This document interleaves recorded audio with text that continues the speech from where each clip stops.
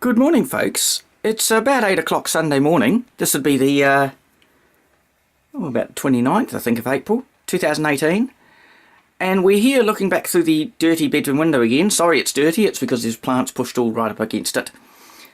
And it's almost impossible to get round to it. Now, I filmed a video here 1 month or 2 months ago.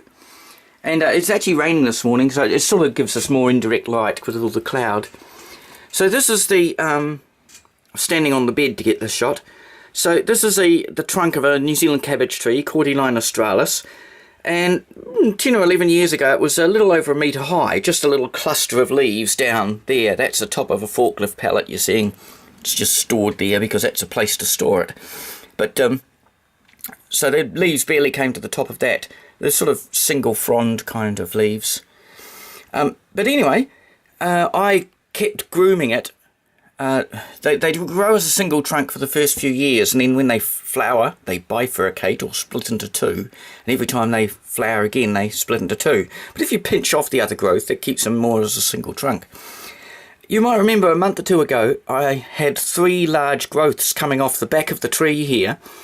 And I don't want all branches growing out towards the house and to be a multi-stemmed. I want a single stemmed as far up as I can get it. And I actually broke those ones off. I just had to wiggle in amongst the pot plants, reach my hands around back behind it and snap them off. Well, blow me down with a feather. If there isn't, and I'm not sure if they're all coming out here because some of them are quite small, there are now 10 growths that I can count just from here. And I haven't even gone outside. There's 3 or so lower down ones. There's one in the middle here. There's a couple further up, and then it looks to me like there's several. They're almost around the other side there. I have to sort of try to creep around the side. A couple more little ones out there. Now it's actually soaking wet at the moment. It has not stopped raining for like 48 hours. Even though it's now down to just a dull roar now of just a constant drip. But everything out there is really wet, so I will actually wait till it's dry sometime and go around and snap them all off.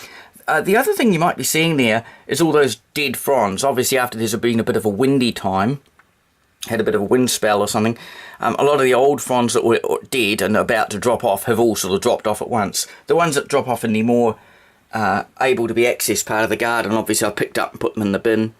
Here we're not allowed to put them in our green recycling, the composting, because flax leaves and New Zealand cabbage tree leaves and New Zealand flax leaves are they're very fibrous, and they jam up the works at the composting, at the council compost recycling place. So they actually have to go out in the red rubbish, the landfill, the rubbish bin. And our red rubbish goes out tonight, so I will actually try to round up those last few leaves there. It looks like there's about 15 just there I can see now, apart from the 30 odd that I've grabbed just the last few days, last fortnight since the last bin. Probably not getting a good view of it there in this shot because of the angle of the light, but that's a Aralia, Japanese Aralia, or is it Fatsia japonica or something in the background there. You can actually see got little flower bud things on it at the moment, little flower thingamies. They can grow them right up to Czechoslovakia, see, they'll take a really hard winter frost. While still being evergreen, give a bit of a tropical look to. You can grow them all throughout England, for example. They form here they probably get to about as big as they're going to get. About a 4 metres high, 4 metres wide bush. As a shrubby bush, dense shrubby bush. It could probably make a good windbreak. In a home garden, in a small home garden, you're best to keep them clipped. You can grow them as an indoor plant, I guess, in a well-lit area.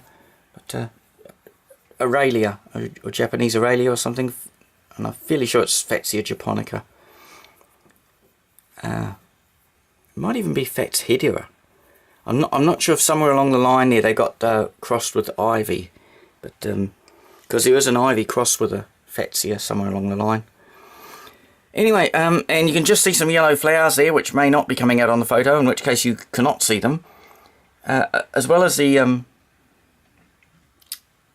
I've got the cypress here, or pretend cypress.